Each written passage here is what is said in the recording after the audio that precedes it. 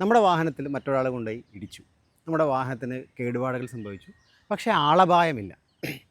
ഈ സാഹചര്യത്തിൽ നമുക്ക് ലഭിക്കുന്ന നിയമപരമായ പരിരക്ഷകൾ, നിയമപരമായ ഓപ്ഷൻസ് എന്തൊക്കെയാണ്? ഇപ്പോൾ 3 ഓപ്ഷൻസാണ് നമുക്ക് ലഭിക്കുന്നത്.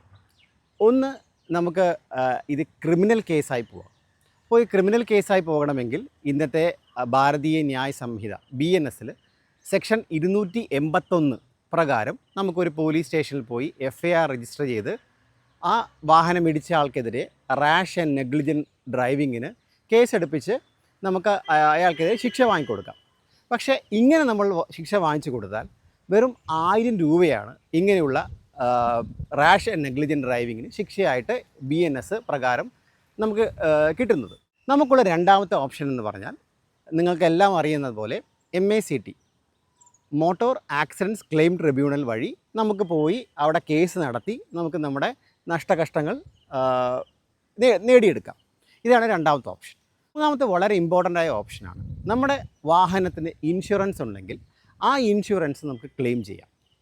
പക്ഷേ നമ്മളങ്ങനെ ഇൻഷുറൻസ് ക്ലെയിം ചെയ്യുമ്പോൾ ഏറ്റവും അടിസ്ഥാനപരമായിട്ട് ഇൻഷുറൻസ് കമ്പനികൾ ചോദിക്കുന്നത് GD എൻട്രി ഉണ്ടോ എന്നാണ്. അപ്പോൾ എന്താണ് GD എൻട്രി? GD എൻട്രി എന്നാൽ ജനറൽ ഡയറി, അതായത് ഒരു പോലീസ് സ്റ്റേഷൻ പരിധിയിൽ നടക്കുന്ന പ്രധാനപ്പെട്ട ഇൻസിഡൻറ്റുകളെ രേഖപ്പെടുത്തുന്ന എൻട്രിയാണ് GD എൻട്രി.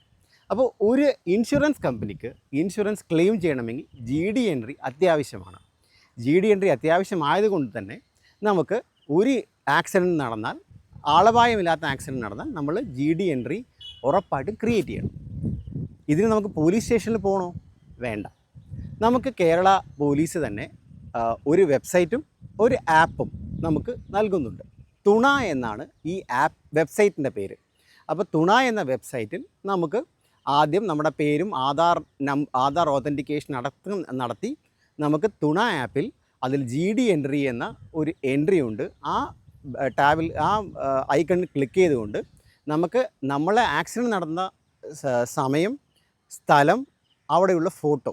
അപ്പോൾ ഫോട്ടോ എടുക്കുന്നത് വളരെ അത്യന്താപേക്ഷിതമാണ്. നമ്മൾ ഒരു ആക്സിഡൻറ്റ് നടന്നാൽ ആ ആക്സിഡൻറ്റ് സൈറ്റിൻ്റെ ഫോട്ടോ എടുത്ത് നമ്മൾ വെക്കണം.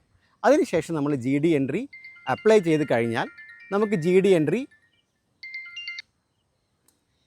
നമ്മൾ അപ്ലൈ ചെയ്ത് കഴിഞ്ഞാൽ നമുക്ക് പോലീസ് ആ സൈറ്റ് വെരിഫൈ ചെയ്തതിന് ശേഷം നമുക്ക് GD എൻട്രി PDF ആയിട്ട് ലഭിക്കുന്നതാണ്.